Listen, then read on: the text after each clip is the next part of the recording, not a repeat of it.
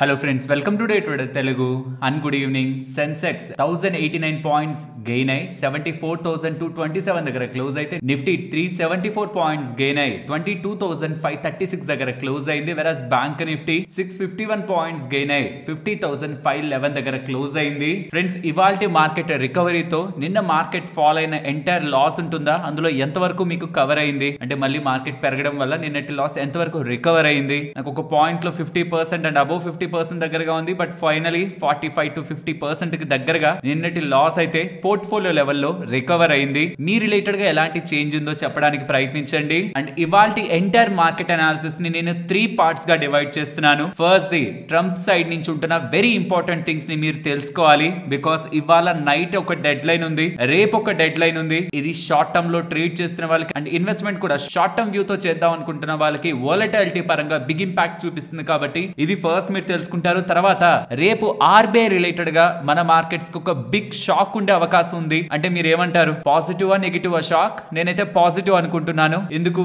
Rate cut 25 basis points ఉంటే మంచిదనేలా మనకి చాలా మందికి ఒపీనియన్ ఉంటుంది. స్టాన్స్ మార్చుకుంటే అది మంచిదనే అనుకుంటా. But what if 50 basis points కట్టిస్తే పాసిబిలిటీ ఉంది. దీని గురించి కూడా మాట్లాడుకుందాం. అండ్ ఫైనలీ చైనా వాళ్ళు చాలా స్మార్ట్ గా కరెన్సీ ఫిక్సేషన్ రిలేటెడ్ గా స్టెప్స్ అయితే వేస్తున్నారు. దాని కారణంగా మన రూపీ ఫ్రైడే నుంచి చూస్తే, లాస్ట్ ఫ్రైడే నుంచి చూస్తే 1 రూపీ 20 పైస్ దగ్గరగా వీక్ అయింది, విచ్ ఈస్ నాట్ గుడ్. అసలు ఇది చాలా వరకు ఫైనాన్షియల్ ప్లాట్ఫామ్స్ లో నెగ్లెక్ట్ చేస్తున్నారు, కానీ ఇది చాలా ఇంపార్టెంట్ థింగ్ మనం తెలుసుకోవడానికి. కాబట్టి 3 థింగ్స్ ని వాళ్ళ మార్కెట్ అనాలిసిస్ లో మస్ట్ అండ్ షుడ్ గా మీరు వాచ్ చేయాలి. స్టార్ట్ చేద్దామా? ఫస్ట్ ట్రంప్ సైడ్ నుంచి స్టార్ట్ చేద్దాం. మనకి తెలుసు ఆల్రెడీ యుఎస్ వాళ్ళు చైనా వాళ్ళ మీద 34% దగ్గరగా రెసిప్రోకల్ టారిఫ్లు వేశారని. అండ్ చైనా వాళ్ళ మీద యుఎస్ వాళ్ళ అలా టారిఫ్లు వేయగానే చైనా వాళ్ళు కూడా మీరు వేస్తే మేము వేస్తామని 34% టారిఫ్ వేశారు కదా. దానికి నిన్న యుఎస్ ప్రెసిడెంట్ డొనాల్డ్ ట్రంప్ చేసిన స్టేట్మెంట్ ఏంటో తెలుసా? మా మీదే మళ్ళీ 34% టారిఫ్లు వేస్తారా? పోనీలే మాట్లాడుకొని సెటిల్ చేసుకోకుండా మా మీదే మీరు ఇలా టారిఫ్ వేశారంటే మీరు చాలా మిస్టేక్ చేస్తున్నారు.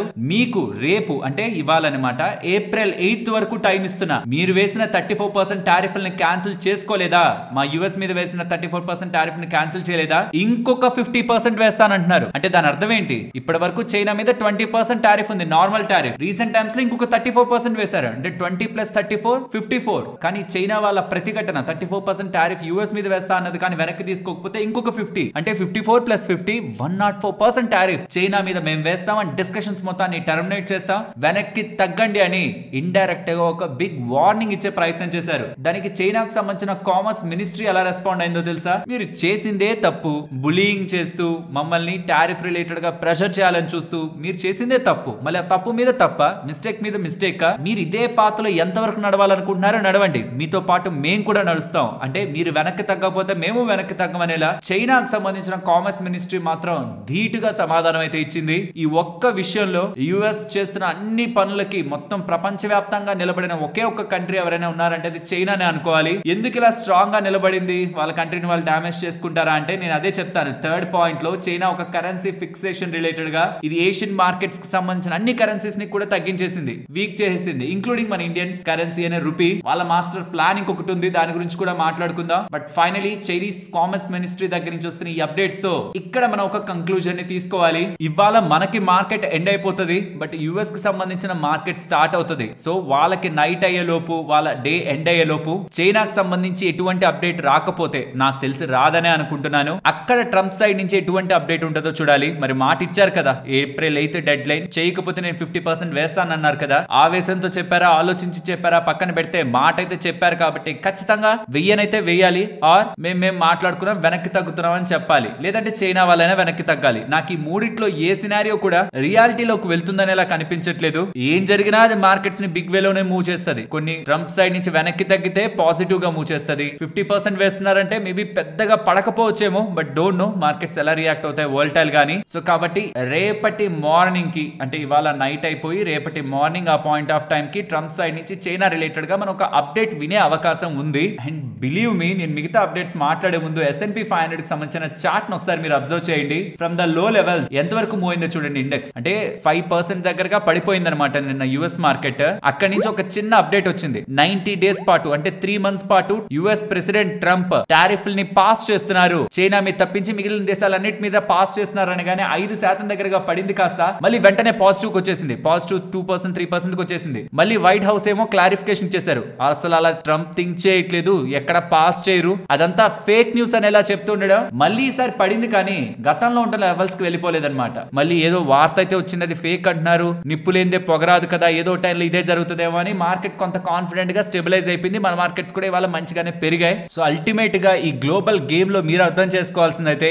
ప్రెసెంట్ బాల్ అనేది చైనా అండ్ యుఎస్ కోర్ట్ లో ఉంది.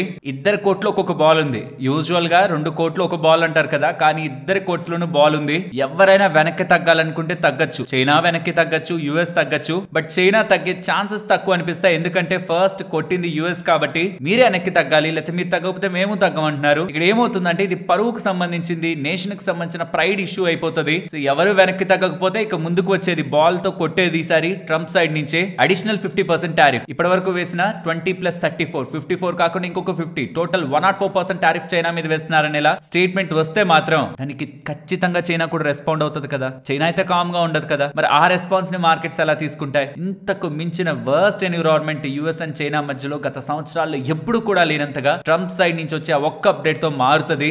ఇది మనం మార్కెట్ పార్టిసిపెంట్స్ గా గమనించాలి. మరి దానికి మార్కెట్స్ పడతాయా? ఛాన్సెస్ ఉన్నాయి కదా. గ్లోబల్ గా అన్సర్టనిటీ ఉంటే మార్కెట్స్ రియాక్ట్ అవుతాయి. బట్ నేను ప్రీవియస్ గా చెప్పినట్టు ఓవరాల్ మార్కెట్స్ ఫాల్ ని మన ఇండియన్ మార్కెట్స్ లీడ్ చేయవు. మన ఇండియన్ ది ఎక్స్పోర్ట్ ఓరియంటెడ్ కాదు. బట్ స్టిల్ గ్లోబల్ మార్కెట్స్ లో ఆ వోలటైలిటీలో, గ్లోబల్ స్లో డౌన్ లో, రెసెషన్ అని గ్లోబల్ గా ఉంటున్న ఫియర్స్ తో ఓవరాల్ సెల్లింగ్ లో ఎఫ్ఐఎస్ మన మార్కెట్స్ లో కూడా సెల్ చేస్తారు. ఆ ఫాల్ కి మనం ప్రిపేర్డ్ గా ఉండాలి. తర్వాత రికవరీ రిలేటెడ్ గా కూడా నేను మీకు ఆర్బీఐ రిలేటెడ్ గా చెప్తున్నప్పుడు అర్థమవుతుంది అసలు ఏం జరుగుతుంది అనేది ఇండియా పరంగా. సో వాటిల్ రిలేటెడ్ గా నెక్స్ట్ వచ్చే పాజిటివ్స్ తో మార్కెట్స్ రికవర్ అవుతాయనేలా మనం ఎక్స్పెక్టేషన్స్ పెట్టుకోవాలి. But be prepare. Volatility events మన చేతుల్లో ఉండవు. ట్రంప్ సైడ్ నుంచి, చైనా సైడ్ నుంచి ఏ టైంలో ఏ అప్డేట్స్ వస్తాయో మనకు తెలియదు. బట్ పడితే కంగారు పడాల్సిన నీడ్ లేదు. As an Indian market investor గా మీరు ఒకవేళ చైనాలోనో యుఎస్ లోనో పెట్టుంటే కంగారు పడాలి, కానీ ఇండియన్ మార్కెట్స్ లో అయితే కంగారు పడాల్సిన నీడ్ లేదు. అండ్ వీటితో పాటు ఇదే మార్కెట్స్ కి ఇంపార్టెంట్ కాదులేండి, వీటితో పాటు యుఎస్ కి, ఇరాన్ కి మధ్యలో కూడా న్యూక్లియర్ ప్రోగ్రామ్ రిలేటెడ్ గా డైరెక్ట్ టాక్స్ అని యుఎస్ అంటుంది, ఇండైరెక్ట్ టాక్స్ అని ఇరాన్ వాళ్ళు అంటున్నారు. బట్ ఫైనల్ అక్కడ కూడా డిస్కషన్స్ జరుగుతున్నాయి. ఒప్పుకోకపోతే తీవ్ర పరిణామాలు ఎదుర్కోవాలనేలా యుఎస్ వార్నింగ్ ఇస్తుంది. ఒకవేళ ఈ డీల్ ఫైనల్ అవ్వకపోయినా ఇరాన్ ప్రాపర్ గా రెస్పాండ్ అవ్వట్లేదన్నా శాంక్షన్స్ విధించే అవకాశం ఉంది. ఇది క్రూడ్ ఆయిల్ ని పెంచే అవకాశం ఉంది. సో ఇది మార్కెట్స్ కి అంత బిగ్ ట్రిగ్గర్ అయితే కాదు. బట్ స్టిల్ ఇది కూడా ఒక geo political uncertainty current trigger అవుతుంది అనే విషయాన్ని అయితే అర్థం చేసుకోవాలి. అండ్ ఈవెన్ ట్రంప్ సైడ్ నుంచి యూరోపియన్ యూనియన్ పక్క కూడా ఒక చిన్న కాన్ఫ్లిక్ట్ అయితే కనిపిస్తుంది. యూరోపియన్ యూనియన్ వాళ్ళు మేము జీరో చేసేస్తాం ఇండస్ట్రియల్ రిలేటెడ్ గా ఉన్న టారిఫ్లని, మీరు కూడా జీరో చేసేస్తారా అని 0 టారిఫ్స్ అంటూ ఉంటే దాన్ని ట్రంప్ సైడ్ నుంచి రిజెక్ట్ చేస్తున్నట్లయితే కనిపిస్తుంది. కాబట్టి యూరోపియన్ యూనియన్ వాళ్ళు కూడా 25% కౌంటర్ టారిఫ్ ని యుఎస్ గుడ్స్ మీద వేయాలనే ఒక ప్రపోజల్, డెసిషన్ కాదు, ఒక ప్రపోజల్ తో ముందుకు వెళ్తున్నట్లు కూడా కనిపిస్తుంది. బట్ ఇది ఇంకా కూడా ఒక కాంక్రీట్ డెసిషన్ కి అయితే వెళ్ళలేదు. ఇక్కడ కూడా మనకు కొంత కాన్ఫ్లిక్ట్ అయితే యూరోపియన్ యూనియన్ కి ట్రంప్ సైడ్ నుంచి కనిపిస్తుంది. సో చైనా తర్వాత యూరోపియన్ యూనియన్ మాత్రమే ఈ తరహా టారిఫ్ డిస్కషన్స్ లో అయితే ఉన్నాయి. అంటే కొంచెం అపోజ్ చేస్తూ మిగిలిన మోస్ట్ ఆఫ్ ద కంట్రీస్ అన్ని కూడా యూరోపియన్ యూనియన్, చైనా కాకుండా మిగిలిన దేశాలన్నీ కూడా యుఎస్ గవర్నమెంట్ తో డిస్కషన్స్ చేస్తున్నాయని అఫీషియల్ గా డేటా అయితే ఉంది.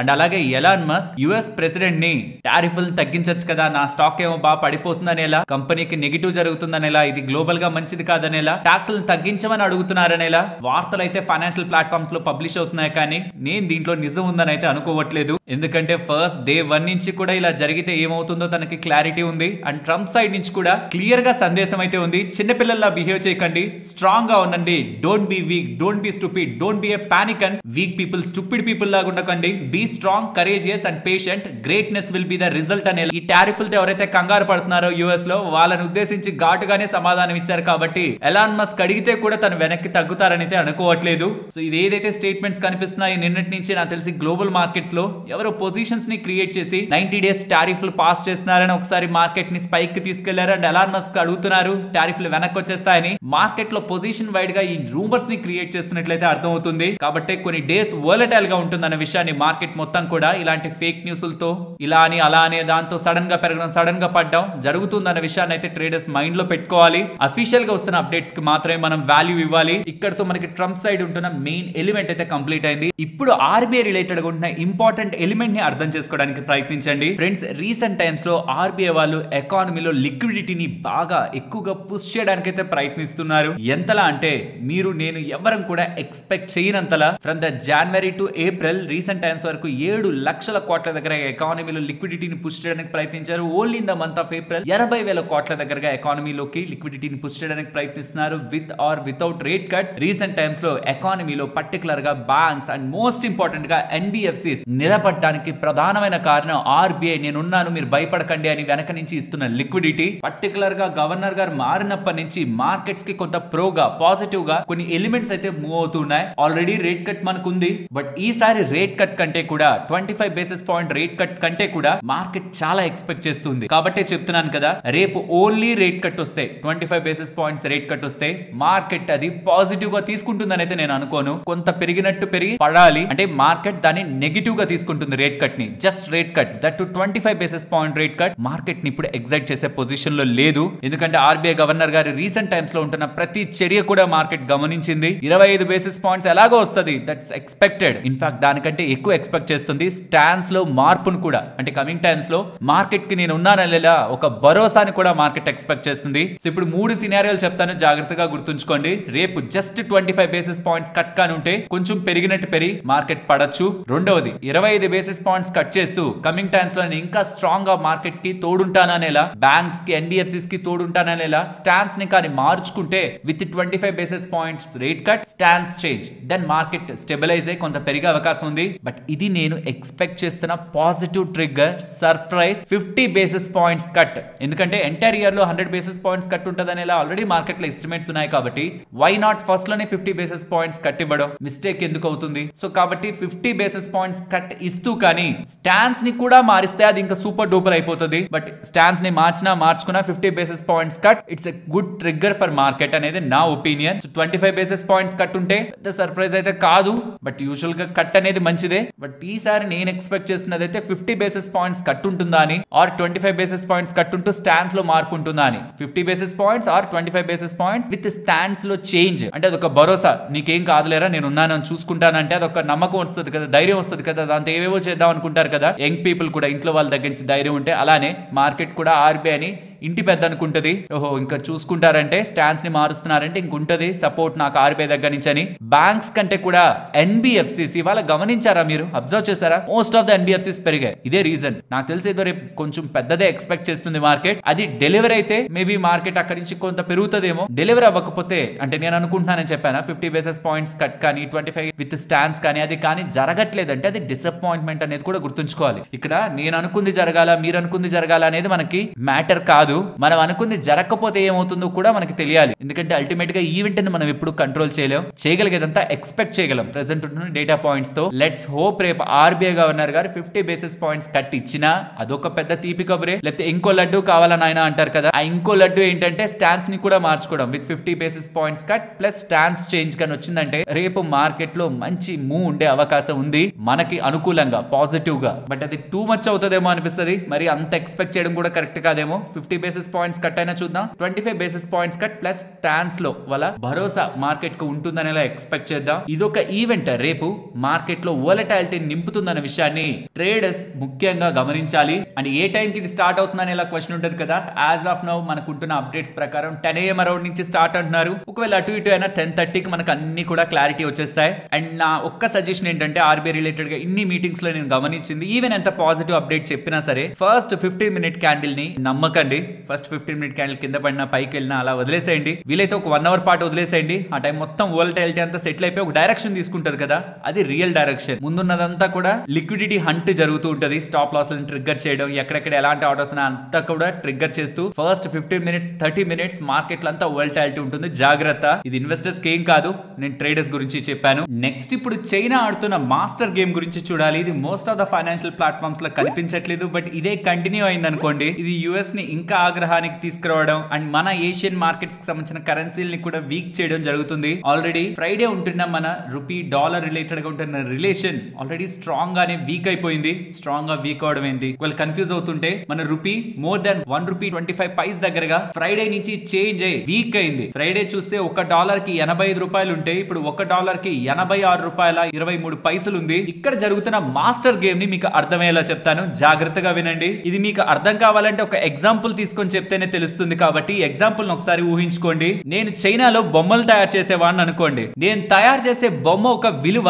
చైనాలో 70 యువాన్ అనుకోండి. యువాన్ అనేది చైనాకు సంబంధించిన కరెన్సీ. 70 యువాన్ మీరు చైనాకు వెళ్ళి కొనాలనుకుంటే 70 యువాన్ పెడితే నా బొమ్మ ఒకటి కొనుక్కోవచ్చు. $1 is equal to 7 Chinese yuan అనుకుంటే నా బొమ్మ కాస్ట్ 70 యువాన్ అనుకుంటే ఎన్ని డాలర్స్ పెడితే నా బొమ్మ వస్తుంది చెప్పండి? $1 కి 7 యువాన్, నా బొమ్మ కాస్ట్ 70 యువాన్. అర్థమైపోయింది కదా? $10. యుఎస్ లో ఉండే వాళ్ళు కొనాలనుకుంటే నా బొమ్మని $10 ఎటువంటి ట్యాక్స్ లేకుండా నా దగ్గర ఉన్నదే ఎగ్జాక్ట్ గా యుఎస్ లో ఉన్న వాళ్ళు కూడా టారిఫే లేకుండా కొనుక్కోవాలనుకుంటే యుఎస్ లో $10 పెట్టాలి. అదే చైనాలో ఉన్న వాళ్ళు కొనుక్కోవాలనుకుంటే 70 యువాన్ పెట్టాలి. అక్కడ వరకు బానే ఉంది. ఒకవేళ యుఎస్ వాళ్ళు టారిఫ్ నా మీద పెంచేశారనుకోండి, నా బొమ్మ మీద ఈ 70 యువాన్ ఇక్కడ నేను అమ్ముతుంటే యుఎస్ కి తెచ్చి అమ్మాలంటే దాని మీద 25% టారిఫ్ వేసేసారనుకోండి, నేను ఖచ్చితంగా నా బొమ్మని యుఎస్ లోకి వెళ్ళి అమ్మితే ఆ ధరకి పెంచిన ధరకు అమ్మితే వేరే కంపెనీలకు సంబంధించిన బొమ్మలతో నాది కాంపీట్ అవ్వలేదు అనుకోని నా బిజినెస్ ని కోల్పోతాను కదా. కాబట్టి చైనా గవర్నమెంట్ ఏం చేస్తదంటే చైనీస్ యువాన్ని డీవాల్యూ చేసే ప్రయత్నానికి వెళ్తది. బికాస్ వాళ్ళకి ఎక్స్పోర్ట్స్ మ్యాటర్ కాబట్టి.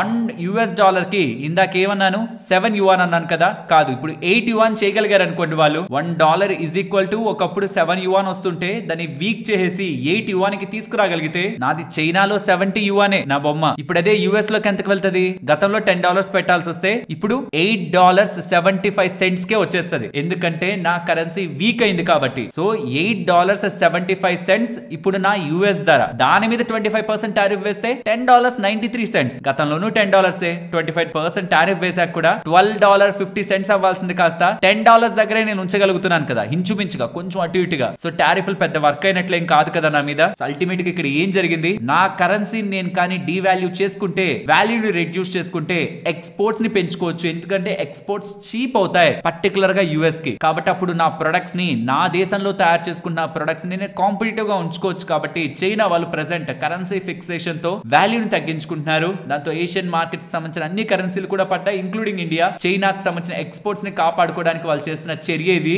దీని కారణంగా మన రూపీ కూడా వీక్ అవుతుంది. అండ్ దీని కారణంగా చైనాకి సంబంధించిన ఎక్స్పోర్ట్స్ మీద కూడా వాళ్ళు ఇంపాక్ట్ ని తగ్గించుకునే ప్రయత్నం చేస్తున్నారు. మరి దీని రిలేటెడ్ గా ట్రంప్ సైడ్ నుంచి కూడా ఏదో ఒక టైంలో రెస్పాన్స్ ఉండే అవకాశం ఉంది. అండ్ మన కంట్రీ ఏం ఎక్స్పోర్ట్ బేస్డ్ కంట్రీ కాదు కాబట్టి మన రూపీ వీక్ అవడం వల్ల ఎక్స్పోర్ట్స్ భారీగా మంచిగా వెళ్ళిపోతాయి. మనకి బాగా కోట్లలో లాభం వచ్చేస్తుంది అనుకోవడానికి ఏం లేదు. ఆ ఐటీ కంపెనీలు, ఫార్మా కంపెనీలు లాభపడతాయి, వాటికి మంచిది. రెస్ట్ ఆఫ్ ద ఎకానమీ అన్నిటికీ మంచిదేం కాదు మన రూపీ బాగా వీక్ అయిపోతూ ఉండడం. సో చైనా వాళ్ళకి లాభం ఎక్కువ ఉంటదేమో వాళ్ళ కరెన్సీ వీక్ అవడం, మన కరెన్సీ వీక్ అవడం లాభం ఉంటది, దాంతో పాటు నష్టం కూడా ఉంటది. కాబట్టి మన కరెన్సీని మనం వీక్ అయిపోవాలని ఎక్కువగా కోరుకోకూడదు, అలానే కంట్రోల్ చేయాలని కూడా కోరుకోకూడదు. మార్కెట్ డైనమిక్స్ కే వదిలేయాలి. ఐ హోప్ మీకు ఈ 3 ఎలిమెంట్స్ ప్రాపర్ గా అర్థమయ్యాయని. ఇక మన రెగ్యులర్ మార్కెట్ అనాలిసిస్ లోకి వెళ్దాం. పర్టికులర్ గా మ్యూచువల్ ఫండ్స్ కి నిన్న మంచి రోజు అని అనిపించిందేమో. నిన్న చూడండి ప్రతి ఒక్క సెగ్మెంట్ లో కూడా చాలా స్టాక్స్ అయితే నిన్న ఓపెనింగ్ నుంచి 25% 30% పెరిగాయి అనమాట. Most of the NBFC stocks కానీ చాలా మంచి ఫండమెంటల్స్ తో మంచి నెంబర్స్ ని పోస్ట్ చేస్తున్న చాలా స్టాక్స్ నిన్న బాగా పడ్డాయి. బట్ అక్కడ నుంచి 20-25% దగ్గరగా లోస్ నుంచి పెరిగాయి. దానికి రీజన్ డిఐఎస్ మ్యూచువల్ ఫండ్స్ భారీ మొత్తంలో డబ్బులు పెడుతున్నారు. వాళ్ళ దగ్గర కూడా ఉంది కదా 1,80,000 కోట్ల దగ్గరగా పక్కన డబ్బులు ఉంది. దాంట్లో ఈజీగా వాళ్ళు 20-30% దగ్గరగా పెట్టగలరు. కాబట్టి మార్కెట్ ఫాలో కొంతమంది హై మనీ అయితే నిన్నైతే ఫ్లో అయిందని కనిపిస్తుంది. మరి ఇవాళ కూడా ఫ్లో అయిందా లేదా డిఐఎస్ సైడ్ నుంచి చూడాలి. అండ్ ఎఫ్ఐఎస్ ఆబ్వియస్లీ వాళ్ళు సెల్లర్స్ గానే ఉంటారు, అందులో పెద్ద సర్ప్రైజ్ ఏం లేదు. నిన్న 9,000 కోట్ల దగ్గరగా సెల్ చేశారు. అండ్ నెట్ షార్ట్స్ కూడా ప్రెసెంట్ 1 lakh పైగా ఉంటున్నాయి. 75% నెట్ షార్ట్స్ ఎఫ్ఐఎస్ మార్కెట్స్ లో హోల్డ్ చేస్తున్నారు. అండ్ సడన్ గా ఫెడ్ రిలేటెడ్ గా కూడా మీటింగ్ జరిగినట్లయితే ఒక డేటా కనిపిస్తుంది. దాని రిలేటెడ్ గా అప్డేట్స్ అయితే రాలేదు, కానీ ప్రాబబ్లీ 1 or 2 days లో ఈ ఫెడ్ రిలేటెడ్ గా మీటింగ్ రిలేటెడ్ గా అవుట్కమ్ కూడా మనకి వినిపించే అవకాశం ఉంది. యూజువల్ వాళ్ళ మీటింగ్ అయితే May 6th and 7th అనమాట. 7th నైట్ మనకి అవుట్కమ్ అయితే వస్తుంది. మేబీ ట్రంప్ సైడ్ దగ్గర నుంచి వస్తున్న మల్టిపుల్ డెసిషన్స్ తో ప్రాబబ్లీ ఒక మీటింగ్ ని కండక్ట్ చేసుకుంటున్నట్లయితే మనకు అర్థమవుతుంది యుఎస్ ఫెడ్ వాళ్ళు. అండ్ ఒక ఇంట్రెస్టింగ్ థింగ్ కూడా మార్కెట్ లో మీరు అబ్జర్వ్ చేస్తే దేనైతే ట్రంప్ సైడ్ నుంచి తగ్గించి యుఎస్ డెట్ ని రీఫైనాన్స్ చేసుకోవాలని ట్రంప్ భావిస్తున్నారని మనకి డేటా అయితే కనిపించిందో ఆ బాండ్ డీల్స్ రీసెంట్ గా బానే పడ్డాయి, కానీ 4 బిలోకి వెళ్ళిపోయాయి. కానీ సడన్ గా 20 basis points జంప్ తో మళ్ళీ 4.2 దగ్గరికి వచ్చేసాయి. సో బాండ్ డీల్స్ ని ఏమీ డిస్టర్బ్ చేసినట్లయితే కాదు, బాండ్ డీల్స్ అయితే అలానే ఉన్నాయి. కొన్ని కంట్రీస్ కి సంబంధించిన బాండ్ డీల్స్ బాగా పడినవి కాస్త మళ్ళీ అవి కూడా జంప్ అయిపోయాయి. సో బాండ్ డీల్స్ ఏవైతే డిస్టర్బ్ చేసి యుఎస్ డెట్ ని మళ్ళీ రీఫైనాన్స్ చేసుకోవచ్చు తక్కువ ధరలు అని ఏదైతే ఎక్స్పెక్ట్ చేశారో అదైతే ప్రెసెంట్ జరగట్లేదని అయితే కనిపిస్తుంది. బికాస్ స్ట్రాంగ్ గా ఫెడ్ వాళ్ళైతే చెప్తున్నారు కదా, మేమైతే వడ్డీ రేట్లు కట్ చేయం, చిన్న డేటా పాయింట్స్ చూసి మేము రియాక్ట్ అవ్వమని. And GIFT Nifty another 130 points దగ్గరగా పాజిటివ్ గా ఓపెన్ అవుతుంది రేపు అనేలా ఇండికేషన్ ఉంది. బట్ చెప్పాను కదా యూఎస్ సైడ్ నుంచి చైనా సైడ్ నుంచి ఒక కాన్ఫ్లిక్ట్ రన్ అవుతుంది. అది మోస్ట్లీ ఇవాళ నైట్ లేకపోతే రేపు మార్నింగ్ అయినా మనకి మార్కెట్స్ లో న్యూస్ గా ఫ్లో అయ్యే అవకాశం ఉంది. అక్కడి నుంచి ఏమీ లేదంటే మాత్రం అది మార్కెట్స్ కి డబుల్ పాజిటివ్. దానికి తోడు ఆర్బీఐ వాళ్ళు కూడా వచ్చి కొంచెం దాంట్లో నూనె పోసారంటే ఆ పాజిటివ్ దాంట్లో వాళ్ళు కూడా 50 బేసిస్ పాయింట్స్ కట్టా లేకపోతే 25 basis points cut plus stance change అని చెప్తే అది కూడా మార్కెట్స్ కి మంచిదే. రెగ్యులర్ గా మార్కెట్ రిలేటెడ్ ఉన్న పాజిటివ్ పాయింట్స్ గురించి రీసెంట్ టైమ్స్ లో మల్టిపుల్ టైమ్స్ మాట్లాడుతున్నాను కాబట్టి మళ్ళీ దాని గురించి కొత్తగా ఏం చెప్పట్లేదు. Indian markets are better placed ఇతర కంట్రీస్ కి సంబంధించిన మార్కెట్స్ తో పోలిస్తే. అండ్ ఇది కాక కమింగ్ టైమ్స్ లో ఉంటున్న మేజర్ డేట్స్ అన్నిటిని కూడా అంటే ఈవెంట్స్ ఒక డేట్స్ అన్నిటిని కూడా మీరు స్క్రీన్ మీద గమనించవచ్చు. నాకు తెలిసి ట్రంప్ టారిఫ్స్ తర్వాత ఏదైనా ఇంపార్టెంట్ ఉందా అంటే అది ఆర్బీఐ పాలసీ మీటింగ్ అవుట్కమ్ అది రేపే. దీంతో పాటు ఇంకేదైనా మేజర్ ది మనం చూడొచ్చా అంటే అది యుఎస్ ఎఫ్ఓఎంసీ మినిట్స్ అనమాట. అది కూడా మనకి రేపు మన మార్కెట్స్ క్లోజ్ అయ్యాక వస్తుంది. ఇది కాక మేజర్ థింగ్స్ అన్నిటిని మీరు స్క్రీన్ మీద గమనించవచ్చు. అండ్ 10th మార్కెట్ హాలిడే అనే విషయాన్ని కూడా మనం గుర్తుంచుకోవాలి. సో ఐ హోప్ మీకు మార్కెట్ అనాలిసిస్ కొంత ఇంట్రెస్టింగ్ గా అనిపించిందని. చాలా డేటా పాయింట్స్ ఉన్నాయి కదా, ఎఫర్ట్స్ మీకు నచ్చాయా? నచ్చితే వీడియోని లైక్ చేస్తూ పెడుతున్న ఎఫర్ట్స్ ని ఎంకరేజ్ చేయండి. ఫ్రెండ్స్ నెక్స్ట్ మార్కెట్ అప్డేట్స్ మాట్లాడుకునే ముందు క్రిసిల్ రిలేటెడ్ గా రేటింగ్ ఏజెన్సీ రిలేటెడ్ గా ఒక బ్యూటిఫుల్ రిపోర్ట్ అయితే ఈ టారిఫ్ల కారణంగా ఇండియాలో ఏ సెక్టార్స్ మీద ఎలా ఉంటుందనే ఒక డేటా అయితే లేటెస్ట్ అప్డేట్ అవుతుంది. ఆ డేటా మీకు స్క్రీన్ ముందు పెడుతున్నాను. అండ్ ఒక్కొక్క సెక్టార్ రిలేటెడ్ గా ఉన్న ఇంట్రెస్టింగ్ డేటాను కూడా నేను మీకు చదివి వినిపిస్తాను. బట్ ఈ ఒక్క ఇమేజ్ ను ఒకసారి మీరు చూసారంటే pharmaceuticals, textiles, gems and jewellery, smart phones, auto components, chemicals and ఇలా అగ్రికల్చర్ అని, స్టీల్ అని, అల్యూమినియం ఇలా బోల్డ్ ప్రొడక్ట్స్ రిలేటెడ్ గా మన డొమెస్టిక్ ప్రొడక్షన్ అందులో ఎక్స్పోర్ట్స్ ఎంత ఉన్నాయి, పర్టికులర్ గా ఆ ఎక్స్పోర్ట్స్ లో కూడా యుఎస్ కి ఎంత ఎక్స్పోర్ట్ అవుతున్నాయి, దాంట్లో అంతకు ముందు ఉన్న యుఎస్ టారిఫ్ ఎంత, అండ్ ఇప్పుడు కొత్తగా యుఎస్ వాళ్ళు వేస్తున్న టారిఫ్ ఎంత % మనం ట్యాక్స్ ని పే చేయాలి, దాని కారణంగా ఇటువంటి ఇంపాక్ట్ మన మీద ఉంటుందన్న డేటా ఇక్కడ మీరు గమనించవచ్చు. ఒకసారి జూమ్ చేస్తున్నాను. ఫార్మాసిటికల్స్ నేను చెప్తున్నట్లు ఫార్మా మీద అంత ఈజీగా డెసిషన్ అయితే తీసుకోరు. ప్రెసెంట్ అయితే ఎగ్జామ్ లోనే ఉంది. బట్ దాని మీద ఏ స్టెప్ తీసుకున్నా అది యుఎస్ కే నష్టం. టెక్స్టైల్ రిలేటెడ్ గా మనకి మార్జినల్లీ ఫేవరబుల్, ఎందుకంటే బంగ్లాదేశ్ రిలేటెడ్ గా, వియత్నాం రిలేటెడ్ గా, చైనా రిలేటెడ్ గా మనకంటే ఎక్కువ ట్యాక్స్ ఉంది. జెమ్స్ అండ్ జ్యువెలరీ మాత్రం అన్ఫేవరబుల్, ఎందుకంటే ఒకసారి ఈ డేటా చూడండి. మనం మొత్తం ఇండియాలో ఉంటున్న జెమ్స్ అండ్ జ్యువెలరీలో 37% దగ్గరగా ఎక్స్పోర్ట్ అవుతుంది. అందులోనూ ప్రధానంగా వెళ్ళేది యుఎస్ కే. అండ్ ఎవరెవరి మీద ఎంతెంత ట్యాక్స్లు అయితే వేశారు యుఎస్ వాళ్ళు, అందులో ఎక్కువగా పడిన దేశాలు మనకి కాంపిటీషన్ లో లేవు, తక్కువగా పడిన దేశాలు మన కాంపిటీషన్ లో ఉన్నాయి. లైక్ యుఏఈ కానీ, హాంకాంగ్ కానీ, వాళ్ళ మీద 10-17% దగ్గరగానే టారిఫ్లు పడ్డాయి. వాళ్ళు మనకి కాంపిటీటర్స్ అనమాట. చైనా అసలు మనకి కాంపిటీటర్ కాదు దీంట్లో. కాబట్టి తక్కువ పడిన దేశాలు ఏవేవైతే ఉన్నాయో అవి మనకి కాంపిటీటర్స్ కారణంగా వాళ్ళకి అడిషనల్ ఎడ్జ్ వస్తుంది ఇక్కడ జెమ్స్ అండ్ జ్యువెలరీ సెగ్మెంట్ లో. కాబట్టి ఇక్కడ మనకి డిసడ్వాంటేజ్ అన్ఫేవరబుల్ గా క్లియర్ గా చెప్తున్నారు. స్మార్ట్ ఫోన్స్ రిలేటెడ్ గా ఫేవరబుల్, దట్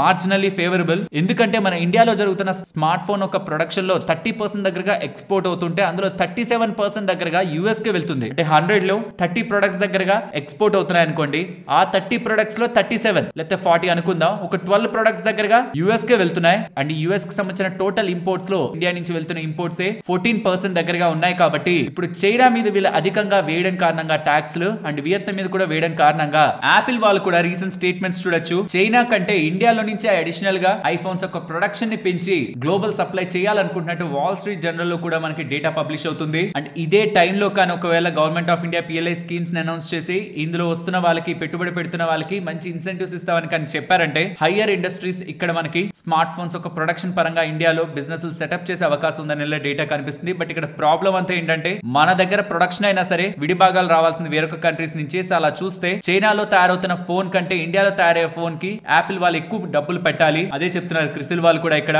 చైనాలో తయారయ్యే యాపిల్ ఫోన్ అనేది $480 to $580 ఇన్ బిట్వీన్ అయిపోతుంటే ఇండియాలో తయారయ్యేది మాత్రం $550 to $650 పడుతుందని. కానీ ఇప్పుడు వేసిన టారిఫ్ల వల్ల చైనాతో పోలిస్తే ఇండియాలోనే అడ్వాంటేజ్ వస్తుందని, కానీ ఆ టారిఫ్లను తగ్గించేసిన ఆర్ ఇండియాలో తయారు చేస్తే అలాగో రేట్ పెరగాల్సి వస్తుంది. కాబట్టి యాపిల్ వాళ్ళు రేట్లను పెంచుతూ సేల్స్ తగ్గిన పెద్ద ఇంపాక్ట్ అదేమి ఇండియన్ బిజినెస్ కి ఇవ్వదని. బట్ అలా కాకుండా సేల్స్ అలానే ఉంటూ ఇండియా నుంచి జరుగుతున్న ప్రొడక్షన్ తో గ్లోబల్ గా కానీ సప్లై చైన్ నెట్వర్క్స్ అన్ని ఇండియాని ఫోకస్ చేస్తే ఇండియాకి సంబంధించి ఒక గుడ్ స్కోప్ ఈ ప్రొడక్షన్ స్మార్ట్ ఫోన్ రిలేటెడ్ గా ఉంటుందనేలా స్టేట్మెంట్స్ కనిపిస్తున్నాయి. ఈఎంఎస్ స్టాక్స్ ఉంటాయి, పర్టికులర్ గా డిక్సాన్ ఉంటుంది కదా, యాపిల్ రిలేటెడ్ గా కాదులేండి. Android phones most of the big companies అని రీసెంట్ టైమ్స్ లో డిక్సాన్ వాళ్ళని కాంటాక్ట్ అవుతున్నారు. కాబట్టి ఈ స్పేస్ లో మనం చూడగలిగే మెయిన్ ప్లేయర్ ఎవరైనా ఉన్నారు అంటే ఇండియన్ లిస్టెడ్ స్పేస్ లో అది డిక్సాన్. బట్ స్టిల్ ఇండియాలో ప్రొడక్షన్ కి కావాల్సిన కాంపోనెంట్స్ కి ఇంకా మనం చైనా మీద డిపెండ్ అవ్వాలి. Next auto components marginally unfavourable, because మన ఇండియాలో తయారవుతున్న ఆటో కాంపోనెంట్స్ లో ఆల్మోస్ట్ 28% దగ్గరగా యూఎస్ కి ఎక్స్పోర్ట్ అవుతుంది. ప్రీవియస్ గా దాని మీద 0 నుంచి 2% టారిఫ్లు ఉండేది. ఇప్పుడు 25-26% దగ్గరగా టారిఫ్లు పడితే డెఫినెట్లీ మన కాంపోనెంట్స్ రిలేటెడ్ గా హైయర్ ప్రైస్ అయ్యి కాంపిటేటివ్ ఎడ్జ్ ని కోల్పోతుందని, కాబట్టి దాని ద్వారా డిసడ్వాంటేజ్ ఉంటుందనేలా డేటా కనిపిస్తుంది. అండ్ కెమికల్స్ రిలేటెడ్ గా కూడా అన్ఫేవరబుల్, బికాస్ మన కెమికల్ ప్రొడక్షన్ లో ఆల్మోస్ట్ 40% అనేది ఎక్స్పోర్ట్ అవుతుంది. బట్ అందులో మేజర్ యూఎస్ కి కాదు, ఓన్లీ 13% మాత్రమే ఎక్స్పోర్ట్స్ యూఎస్ కి వెళ్తూ ఉంటాయి. కాబట్టి ఇంపాక్ట్ తగ్గుతున్నా ఎగ్జిస్టింగ్ గా ఉంటున్న 3.7% టారిఫ్ ప్లస్ ఇప్పుడు 26% అడిషనల్ గా వస్తున్న టారిఫ్, టోటల్ గా చూస్తే 29.7% టారిఫ్ తో స్టిల్ చైనా వియత్నాం కంటే మనం బెటర్ గానే ఉంటున్నా. చైనా వాళ్ళు ఇంకా చీప్ గా కెమికల్స్ ని ప్రొడ్యూస్ చేసి ఇండియాతో పోలిస్తే ఎక్కువగా సప్లై చేయగలరు. కాబట్టి పర్టికులర్ గా యూఎస్ కి కాదు, నాన్ యూఎస్ మార్కెట్స్ లైక్ ఇండియాకి ఎక్కువ సప్లై చేసి ఇండియన్ మార్కెట్స్ ని డిస్టర్బ్ చేయగలరు. అండ్ మోర్ ఓవర్ చైనా మాత్రమే కాదు, యుఎస్ ఇంపోర్టర్స్ జపాన్ సైడ్ కూడా షిఫ్ట్ అయ్యే అవకాశం ఉంది, సౌత్ కొరియా సైడ్ కూడా షిఫ్ట్ అయ్యే అవకాశం ఉంది. సో ఇక్కడ మేజర్ బెనిఫిట్ లైక్ టెక్స్టైల్ ఇండస్ట్రీలో దొరికినట్లు అంత మేజర్ బెనిఫిట్ కెమికల్ సైడ్ మనకి ఇండియాకి దొరకట్లేదని, ఓవరాల్ ఈ టారిఫ్ల కారణంగా ఇండియాకి డిసడ్వాంటేజ్ ఉంటుందని వీళ్ళైతే చెప్తున్నారు. And rest of the things కూడా మీరు స్క్రీన్ మీద గమనించవచ్చు ఎలాంటి ఇంపాక్ట్ ఉంటుందని. నెక్స్ట్ టైటాన్ వాళ్ళ బిజినెస్ డేటా అయితే రిలీజ్ చేస్తున్నారు. Q4 రిలేటెడ్ గా జ్యువెలరీ సేల్స్ 25% గ్రో అయ్యాయి రెవెన్యూ పరంగా, watches 22%, I care 19%, emerging business 7% and carrot lane ఉంది కదా వాళ్ళ డైమండ్ బిజినెస్ 22% గ్రో అయింది. ఓవరాల్ మంచిగానే ఉందని ఎలా మనకి డేటా కనిపిస్తుంది. బట్ డిమాండ్ అయితే కొంత సబ్డ్యూడ్ గానే ఉంది. సింగిల్ డిజిట్ లో డిమాండ్ కనిపించిందని, స్లగ్గిష్ డిమాండ్ ఉందని, క్యారెట్ లేన్ రెవెన్యూ కూడా స్లో డౌన్ అయిందని, స్టడెడ్ జ్యువెలరీ బిజినెస్ కూడా లో డబుల్ డిజిట్ వాల్యూ గ్రోత్ లో నమోదైందని డేటా అయితే చెప్తున్నారు. సో దీన్ని బట్టి మార్జిన్స్ కొంత ఇంపాక్ట్ అవుతాయి నెంబర్స్ లో అనేది అయితే అర్థమవుతుంది. సో ఓవరాల్ డేటా బాగుంది, స్టాక్ పెరిగింది. బట్ నెంబర్స్ లో అంత బ్లాక్ బాస్టర్ నెస్ అయితే ఎక్స్పెక్ట్ చేయలేము due to margin impact. And new ఎండి ఒక అనౌన్స్మెంట్ కూడా మనం ట్రాక్ చేయాలి. మెక్వైర్ వాళ్ళు ఈ రీసెంట్ టైమ్స్ లో కోర్ అని, టాక్టికల్ అని, రైజింగ్ స్టార్స్ అని ఒక్కొక్క సెగ్మెంట్ లో 6 స్టాక్స్ ని ఇస్తూ టోటల్ గా 18 స్టాక్స్ తో ఇండియాకి సంబంధించిన సూపర్ 6 అని బై ఐడియాస్ ని పబ్లిష్ చేశారు కదా. కానీ ఇప్పుడు వాళ్ళ ఎగ్జిస్టింగ్ గా పోర్ట్ఫోలియోలో ఉంటున్న కొన్ని స్టాక్స్ ని బయటకు తీస్తూ సన్ ఫార్మాని, టాటా మోటార్స్ ని, విప్రోని బయటికి తీస్తూ కొత్తగా 3 స్టాక్స్ ని యాడ్ చేసుకుంటున్నారు. ఇండియా స్ట్రాటజీలో భాగంగా ఒకటి భారతీ ఎయిర్టెల్, సిమెంట్ లో అల్ట్రాటెక్, గెయిల్ ని యాడ్ చేసుకుంటున్నట్లయితే కనిపిస్తుంది. దీనికి వీళ్ళు చెప్తున్న లాజిక్ ఇన్వెస్టెడ్ క్యాపిటల్ పరంగా స్ట్రాంగ్ రిటర్న్ ని జనరేట్ చేస్తూ యావరేజ్ రెవెన్యూ పర్ యూజర్ ని కూడా ఇంప్రూవ్ చేసుకుంటూ టెలికాం స్పేస్ లో స్ట్రాంగ్ గా గ్రో అవుతున్న ప్లేయర్ గా ఎయిర్టెల్ ని యాడ్ చేసుకున్నామని, సిమెంట్ స్పేస్ రిలేటెడ్ గా మల్టిపుల్ టైమ్స్ మాట్లాడుకున్నాం. ఈ స్పేస్ లో టగ్ ఆఫ్ వార్ అయిపోయింది, వ్యాలీ ఎక్స్పాన్షన్ జరిగే స్కోప్ మనకు కనిపిస్తుంది. కాబట్టి అల్ట్రాటెక్ అండ్ అంబుజా ఈ రెండే కదా ప్లేయర్స్, స్ట్రాంగ్ ప్లేయర్స్. సో ఎవరిని పట్టుకున్నా, ఒకరు అంబుజా పట్టుకున్నారంటే ఆదాని, అల్ట్రాటెక్ సిమెంట్ ని పట్టుకుంటేనేమో ఆదిత్య బిర్లా సైడ్ నుంచి మనం ఫోకస్ చేస్తున్నది. కాబట్టి ఈ స్పేస్ లో అల్ట్రాటెక్ ని అండ్ గెయిల్ రిలేటెడ్ గా ట్రాన్స్మిషన్ టారిఫ్లు కమింగ్ టైమ్స్ లో పెరిగి వీళ్ళకి అడ్వాంటేజ్ ఉండే అవకాశం ఉంటుందని, కాబట్టి వీటిని యాడ్ చేసుకుంటున్నట్లు చెప్తున్నారు. అండ్ స్టాక్స్ ఎక్స్క్లూడ్ చేసింది, పోర్ట్ఫోలియో తీసేస్తున్నది సన్ ఫార్మా, టాటా మోటార్స్, విప్రో అని మెక్వార్ వాళ్ళ డేటా అయితే పబ్లిష్ అవుతుంది. ఫ్రెండ్స్, ఇలా న్యూస్ అప్డేట్స్ ని అనాలిసిస్ చేస్తూ మీ ముందుకి కంటెంట్ తీసుకురావడానికి మేం పెడుతున్న ఎఫర్ట్స్ మీకు వాల్యుబుల్ గా అనిపిస్తూ ఉంటే మన వీడియోని తప్పకుండా లైక్ చేయండి. అండ్ ఇవాళ మీరు గమనిస్తే ఐజీఎల్ స్టాక్ 3.5% దగ్గరగా పడింది కదా. దీనికి ప్రధానమైన కారణం ఇప్పటి వరకు ఉంటున్న ఢిల్లీలో ఉంటున్న ఈవీ పాలసీ అనేది చేంజ్ చేయాలని ఒక డ్రాఫ్ట్ అయితే రిలీజ్ చేశారు. ఏం చెప్తున్నారో చూడండి. ఈ ఆగస్ట్ 15, 2025 నుంచి ఏ 3 వీలర్ వెహికల్స్ కూడా సిఎన్జి లో రిజిస్ట్రేషన్ జరగవంటున్నారు. అంటే ఈవీకి మారండి అని చెప్తున్నారు. అండ్ ఫ్రమ్ ఆగస్ట్ 2026 అంటే ఈ సంవత్సరం కాదు, నెక్స్ట్ ఇయర్ నుంచి అయితే ఏకంగా petrol, diesel and CNG 2 wheelers మీద కూడా బ్యాన్ విధించే ప్రయత్నం అయితే చేస్తున్నారు. అండ్ 2 వెహికల్స్ ఉంటే ఖచ్చితంగా ఒక ఈవీ వెహికల్ తీసుకోవాలనేలా నెక్స్ట్ ఇయర్ నుంచి అది రూల్స్ గా మళ్ళీ తీసుకొస్తారని, సాలిడ్ వేస్ట్ అంటే చెత్తను క్యారీ చేసే ఉంటాయి కదా, అవి కూడా స్లోగా ఈవీ వెహికల్స్ లోకి షిఫ్ట్ అవ్వాలని బై 31 మార్చ్ 2027. అండ్ బసెస్ ని కూడా ఈ బసెస్ లోకి అక్కడ ఢిల్లీ ట్రాన్స్పోర్ట్ కార్పొరేషన్ వాళ్ళు మార్చుకోవాలని, ఓవరాల్ ఢిల్లీ మొత్తాన్ని కూడా ఈవీ సైడ్ నడిపిస్తారనేలా డ్రాఫ్ట్ అయితే రిలీజ్ చేస్తున్నారు. ఇది కేబినెట్ లో పాస్ అయితే బిల్ గా బయటకు వస్తుంది. బట్ ఈ అనౌన్స్మెంట్స్ తో సిఎన్జి ఒక వినియోగం తగ్గితే ఐజీఎల్ వాళ్ళకి నెగిటివ్ ఉంటుంది కదా అని స్టాక్ అయితే పడింది. వాళ్ళ ఈవీని ఎలా అయినా పుష్ చేయాలని ప్రయత్నిస్తున్నారు. కాబట్టి ఈవీ రిలేటెడ్ ఉంటున్న స్టాక్స్ కి ఇది బెటర్ అవ్వచ్చు. పర్టికులర్ గా సిఎన్జి బసెస్ కానీ, ట్రక్స్ కానీ, వెహికల్స్ ని కానీ తయారు చేస్తున్న కంపెనీస్ కి ఇది మంచి అవకాశమే. అండ్ BYD రిలేటెడ్ గా ఒక ఇంపార్టెంట్ అనౌన్స్మెంట్ అయితే కనిపిస్తుంది. No green signal for BYD plant in India అని పీయూష్ గోయల్ గారి అప్డేట్ అంటూ మల్టిపుల్ ఫైనాన్షియల్ ప్లాట్ఫామ్స్ లో BYD కి ఇంకా గ్రీన్ సిగ్నల్ ఇవ్వలేదు ఇండియా, రెడ్ సిగ్నల్ పెట్టింది. కేవలం ఎలాన్ మస్క్ టెస్లాకి మాత్రమే గ్రీన్ సిగ్నల్ ఉంది ఇండియా సైడ్ నుంచి బికాస్ ఆఫ్ ట్రంప్ స్టేట్మెంట్స్ అనేలా మల్టిపుల్ ఫైనాన్షియల్ ప్లాట్ఫామ్స్ లో డేటా అయితే కనిపిస్తుంది. ఒకవేళ ఇది నిజమై BYD కానీ ఇండియాకి రాదు, ఇండియన్ మార్కెట్ ని BYD కి అప్పగించట్లేదంటే ఆల్మోస్ట్ $10 బిలియన్ పెట్టి హైదరాబాద్ లో వాళ్ళు ఏదైతే మ్యానుఫాక్చరింగ్ ప్లాంట్ పెట్టాలనుకున్నారో 85,000 కోట్లతో ఏదైతే హైదరాబాద్ లో ప్లాంట్ ని పెట్టి ఇండియా మొత్తం బిజినెస్ చేయాలనుకున్నారో దాన్ని కానీ ఆపుతున్నట్లయితే దాన్ని నేను ఖచ్చితంగా M&M కి చాలా మంచి డేటాగా చూస్తాను. నేను ఎక్కడ BYD వాళ్ళు వచ్చి M&M కి అండ్ మన ఇండియాకి సంబంధించిన ఈవీ కార్స్ కి పెద్ద కాంపిటీషన్ ప్రశ్నిస్తారేమో అనుకున్నాను, కానీ వాళ్ళని ఆపగలుగుతుంటే చాలు. టెస్లా వచ్చినా పర్లేదు మనకి. BYDని అండ్ మిగతా ఈవీ ప్లేయర్స్ ఎవరైతే మనకు సంబంధించిన ఈవీ కార్స్ కి తగ్గట్టు దగ్గరగా ఈవీ కార్స్ ని ప్రొడ్యూస్ చేయగలరో వాళ్ళని ఆపితే మాత్రం, పర్టికులర్ గా BYDని ఆపితే మాత్రం Indian EV eco system related గా స్ట్రెంత్ అయితే దొరుకుతుంది. మరి చూడాలి ఈ BYD రిలేటెడ్ గా ఇంకాస్త ఎలాంటి కాంక్రీట్ స్టేట్మెంట్స్ ఇండియన్ గవర్నమెంట్ నుంచి వస్తాయని. నెక్స్ట్ టాటా మోటార్స్ వాళ్ళ హోల్సేల్ సేల్స్ డేటా అయితే అప్డేట్ అయింది. 3.66 lakhs యూనిట్స్ ని సేల్ చేశారంటున్నారు. ఇయర్ ఆన్ ఇయర్ కంపారిజన్ లో 3% డౌన్. కమర్షియల్ వెహికల్స్ రిలేటెడ్ గా 3% డౌన్. ప్యాసింజర్ వెహికల్స్ రిలేటెడ్ గా ఇంక్లూడింగ్ ఈవీస్ రిలేటెడ్ గా కూడా 6% డౌన్ హోల్సేల్ డేటా.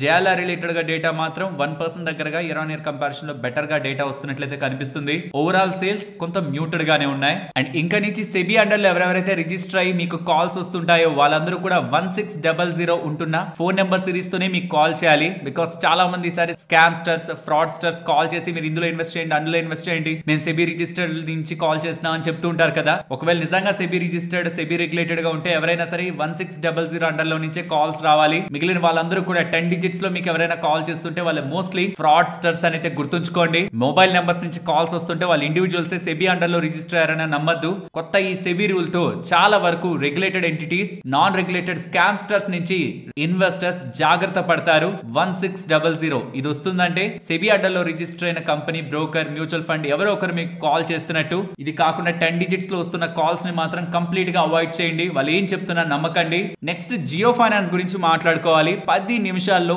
₹1 కోటి లోన్ ఇచ్చేస్తాం. ఎవరైనా కావాలనుకుంటే జియో ఫైనాన్స్ వాళ్ళు పిలుస్తున్నారు. ఏ డాక్యుమెంట్స్ లేకుండా కాదు, ఇది లోన్ అగైనెస్ట్ సెక్యూరిటీస్ అనమాట. Digital loan against securities. మీ మ్యూచువల్ ఫండ్, స్టాక్స్ మీరు హోల్డ్ చేసిన వాటి రిలేటెడ్ గా 10 నిమిషాల్లోనే ₹1 కోటి లోన్ ఇస్తాం. ఇంట్రెస్ట్ రేట్ కూడా 9.99% నుంచే. సో మరీ ఓవర్ ఏం కాదు, అలానే మరీ అండర్ ఏం కాదు, బట్ అది starting rate. Depending upon CIBIL, మన ప్రొఫెషన్, మేబీ ఏదైనా ఇంకా వేరే పారామీటర్స్ ఏమైనా డిపెండ్ చేసుకొని ఇది ఇంకా పెరగచ్చు. నో ఫోర్ క్లోజర్ చార్జెస్, ముందుగానే క్లోజ్ చేసిన ఏం లేదు. మాక్సిమం 3 years కే ఇస్తారంటున్నారు లోన్. సో కాబట్టి ఎక్కువ తీసుకుంటే ఎక్కువ మనం కట్టాల్సి ఉంటది. జియో ఫైనాన్స్ యాప్ ఉంటదట, అందులో చూసుకొని తీసుకోవాలంటున్నారు. బట్ ఇలా వచ్చిందని కూడా ఎవరు కూడా వాళ్ళ స్టాక్స్ ని హోల్డ్ చేసిన మ్యూచువల్ ఫండ్స్ ని తాకట్టు పెట్టి లోన్స్ తీసుకోవాలనే ప్రయత్నం చేయకండి. బికాస్ వాటి విలువ పడుతుంది అనుకోండి, దాని అప్పుడు మీరు దీన్ని ఫర్దర్ గా రీఫైనాన్సింగ్ చేయాల్సి ఉంటది అనమాట. అండ్ అలా తీసుకున్న లోన్స్ తో కూడా చాలా మంది మిస్యూజ్ చేసి మళ్ళీ స్టాక్స్ ని, మళ్ళీ మ్యూచువల్ ఫండ్స్ ని కొని మళ్ళీ ఏదో మార్కెట్ లో గెయిన్ అవుదామని ప్రయత్నిస్తుంటారు. కాబట్టి దానివల్ల డబుల్ ట్రాప్, ఒకవేళ మార్కెట్ డౌన్ సైడ్ కి వెళ్తున్నప్పుడు మీరు ఫేస్ చేసే అవకాశం కూడా ఉంటుంది. దీని కారణంగా స్టాక్ అయితే 5% దగ్గరగా పెరిగింది. బట్ మన వాళ్ళు ఎక్కడ దీన్ని మిస్యూజ్ చేస్తారేమో. మోస్ట్లీ ఇలాంటి వాటికి లోన్ రిలేటెడ్ గా సెక్యూరిటీస్ తో లోన్ తీసుకుని మళ్ళీ సెక్యూరిటీ, స్టాక్స్, మ్యూచువల్ ఫండ్స్ లో ఇన్వెస్ట్మెంట్ చేసే వాటి రిలేటెడ్ గా దూరంగా ఉండండి. ఒకవేళ మీకు అత్యవసరమై బయట 20%, 15% దగ్గరగా వడ్డీకి వెళ్తున్నప్పుడు వీటిని ఉపయోగించుకొని మీ అత్యవసరాన్ని తీర్చుకోండి. కానీ మళ్ళీ మార్కెట్ లోనే పెడదామని ఆలోచింటే మాత్రం ఇలాంటివి టచ్ చేయొద్దు. అండ్ ఐటీ ఫీల్డ్ లో ఉంటున్న వాళ్ళకి గుడ్ న్యూస్ అనే చెప్పాలి. ఎందుకంటే నాకు తెలిసినంత వరకు Q4 FY24 అంటే లాస్ట్ 1 year బ్యాక్ 10% దగ్గరగా ఉంటున్న బిల్లింగ్స్, అంటే ఎందుకు చెప్తున్నానో చెప్తాను ఈ డేటా అంతా కూడా. అది ఇప్పుడు 19% అయింది, అంటే ఇంచుమించు డబుల్ అయింది. బిల్లింగ్స్ అనేది ఇన్ఫో ఏజ్ రిలేటెడ్ గా మనం ఒక బిజినెస్ మెట్రిక్ గా చూస్తాం. ఇన్ఫో ఏజ్ వాళ్ళకి మెజారిటీగా రెవెన్యూ అనేది నౌకరీ నుంచి వస్తుంది. జాబ్ పోర్టల్ ఐడియా ఉంటుంది కదా, 70% of the business info age వాళ్ళకి నౌకరీ సైడ్ నుంచి వస్తుంది. అందులో మెజారిటీగా వాళ్ళకి డబ్బులు వచ్చేది ఐటీ రిక్రూట్మెంట్ నుంచే. అక్కడ బిల్డింగ్స్ ఆల్మోస్ట్ సిగ్నిఫికెంట్ గా ఇంప్రూవ్ అయ్యాయి. Best in the quarters, last 1 year లో the best. And recent quarters లో కూడా ఇంప్రూవ్ అవుతూ ఉండడం ఐటీ స్పేస్ లో కొంత డిమాండ్ పికప్ అవుతుందని అయితే అర్థం చేసుకోవచ్చు. బట్ ట్రంప్ స్టేట్మెంట్స్ తో ఏం జరుగుతుందో ఫ్యూచర్ లో తెలియదు. కానీ as of now IT field related గా గుడ్ డెవలప్మెంట్స్ కనిపిస్తున్నాయి. రిక్రూట్మెంట్స్ అయితే పెరుగుతున్నాయి. ఒకవేళ దీన్ని ఎవరైనా అబ్జర్వ్ చేస్తుంటే ఐటీలో వర్క్ చేస్తున్న వాళ్ళు రీసెంట్ టైమ్ లో రిక్రూట్మెంట్ ఏదైనా పెరుగుతుందా, స్లో డౌన్ అయిందా, ఇది మీరు అంగీకరిస్తారా లేదా అన్న ఒక డేటాని కూడా, మీకుంటున్న పర్సనలైజ్డ్ డేటాని కూడా, ఒపీనియన్ ని కూడా చెప్పడానికి ప్రయత్నించండి. సో దట్ కన్ఫర్మేషన్ అయితే దొరుకుతుంది. కాబట్టి స్టాక్ ఇవాళ బాగానే పెరిగింది. అండ్ ఓలా ఎలక్ట్రిక్ రిలేటెడ్ గా ఎప్పటి నుంచో ఉంటున్న $1 million క్వశ్చన్, ఫిబ్రవరిలో 25,000 వెహికల్స్ సేల్స్ అయ్యాయని మీరేమో డేటాను పబ్లిష్ చేశారు. కానీ వాహన్ వెహికల్ రిజిస్ట్రేషన్ డేటా మాత్రం 8,000 వెహికల్స్ రిజిస్ట్రేషన్ అయ్యాయన్నారు. మిగిలినది ఏమయ్యాయి అని కేంద్ర ప్రభుత్వం దగ్గర నుంచి, ఆర్టీఓస్ దగ్గర నుంచి, మల్టిపుల్ వెబ్సైట్స్ నుంచి, అఫీషియల్స్ నుంచి వీళ్ళకి నివేదిక ఇవ్వాలనేలా డేటా వెళ్ళిన తర్వాత ఫైనలీ ఓలా ఎలక్ట్రిక్ వాళ్ళు దీన్ని రెస్పాన్స్ అయితే ఇస్తున్నారు. 25 వెహికల్స్ కాదు, 25,207 వెహికల్స్ కి సేల్స్ అయితే జరిగాయని, డబ్బులు అయితే వచ్చాయని. కానీ ఆల్రెడీ ఉన్న వెహికల్స్ కి కాదని, ఇంకా ప్రొడ్యూస్ చేయబోయే వెహికల్స్ కే ఎక్కువ వచ్చాయని. S1 third generation vehicles March 16th నుంచి వాళ్ళు కమర్షియల్ గా సేల్ చేయడం స్టార్ట్ చేశారని, కాబట్టి అవి ఇంకా రిజిస్ట్రేషన్ అవ్వాలని. And road star vehicles related గా ఇంకా వాటిని అసలు లాంచ్ లేదు మేము, కానీ మాకు అవి కావాలనేలా డబ్బులు కట్టారు. వాటి సేల్స్ ని కూడా మేము అందులో పొందుపరిచాం, కానీ వాటి సేల్స్ ఇంకా అవ్వలేదు. కాబట్టి రిజిస్ట్రేషన్ డేటాతో మిస్ మ్యాచ్ అవుతుందనేలా ఓలా ఎలక్ట్రిక్ వాళ్ళు డేటాను షేర్ చేశారు. బట్ స్టిల్ దానికి కూడా స్టాక్ ఇవాళ పెద్ద పెరగలేదు. నెక్స్ట్ ట్రాన్స్ఫార్మర్స్ అండ్ రెక్టిఫైర్స్ వాళ్ళ నెంబర్స్ వచ్చాయి. Solid revenue growth, almost 30% above దగ్గరగా రెవెన్యూస్ గ్రో అవుతున్నాయి. మార్జిన్స్ 34% గ్రో అవుతున్నాయి గ్రాస్ మార్జిన్స్ లెవెల్స్ లో. అండ్ ఎబిటా మార్జిన్ ఆల్మోస్ట్ 18-19% దగ్గరగా గ్రో అవుతుంది. అండ్ ప్రాఫిట్ 120% అబౌవ్ దగ్గరగా గ్రో అవుతుంది. ప్రాఫిట్ ఆఫ్టర్ మార్జిన్ కూడా వీళ్ళు అనుకుంది ఆల్మోస్ట్ ఒక 9 to 10% రేంజ్ లో ఉందా అని, వీళ్ళేమో 10.5 to 11% రేంజ్ లోకి వెళ్లారు. ఆపరేషనల్ క్యాష్ ఫ్లోస్ కూడా స్ట్రాంగ్ గా డెలివర్ చేస్తున్నారు.